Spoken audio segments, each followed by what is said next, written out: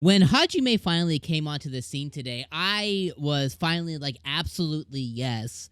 But he didn't take care of Eri as quickly as I would have liked. Now, obviously, the other classmate that he had that tried to kill him at some point, he freaking Sparta kicked this dude into all of the demons, all the demon hordes that he was gonna inevitably destroy anywhere, but that or anyway, but that a-hole totally had it coming, from the start, especially with the actions that he took on KAORI this week. Now, as you guys know, if you don't know, KAORI is my favorite character in this anime, so seeing her get stabbed up or whatever, like it really drove me absolutely crazy. And part of me is like, Hajime is cool, calm, and collected, and the other part of me is like, I really want him just to like get loose, let go, and just really like give it to these people, right?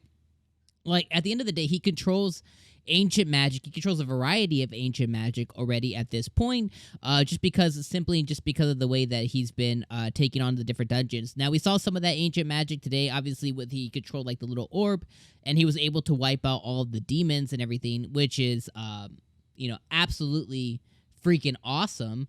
But I really just wanted to see him like just lose control and just like yeet and delete that demon along with Eri. And, we come to find this episode that Eri's motivations was because she wanted to, I guess, have Koki, Koki, the hero character. She wanted to have him to herself, which, is a complete way. And, Shizuku was like, yo, you could just confess to him. And she was like, I guess because she's purely convinced that based on the person that she is and how she is, that he would just never accept her in that way, which could be completely true. He definitely does have a very strong hero complex, right? So it does definitely make sense, especially because they're in this other world. He wants to play hero, he wants to be hero, all, et cetera, et cetera, et cetera. And all of that absolutely, it does make sense, to me. But like the way that she went about it and the way that she did all this destruction simply just to get to one person is just, it absolutely speaks to the insanity that she has and the level that she has. And it pisses me off, man, that Hajime just didn't like just delete her right there. Like, he could have still Sparta kicked homeboy into demons and just straight up killed her at the same time.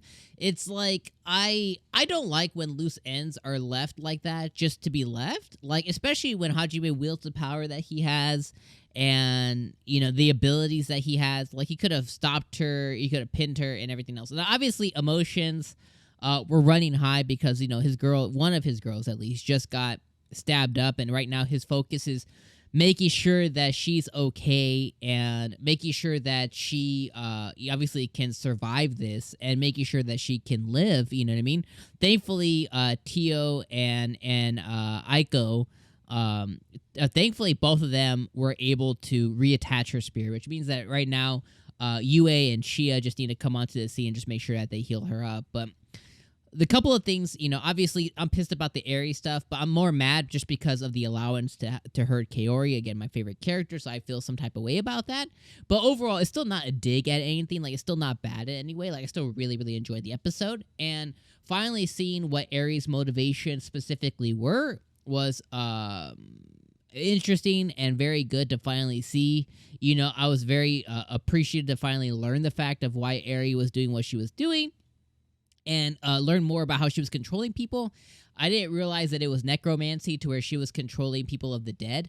Unfortunately, Meld, our stationary knight, unfortunately, he's dead. Hajime officially killed him, but it seems her necromancy works in a way to where, like, somebody dies and then she takes over their body and spirit, but then they're kind of still conscious in a way.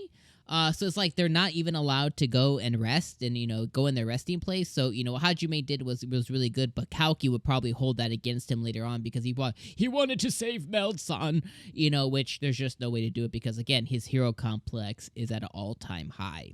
But overall, I mean, I love this episode. It was still really good. My critiques and my criticisms are because I love it so much, and I just get pissed off. I'm like, yo, kill that little B word. You know what I mean, Hajime? But that's where that derived from. But overall, fantastic episode. Another great entry in Arifureta. I'm sad it's ending soon, but regardless, I can't wait to see next week's episode.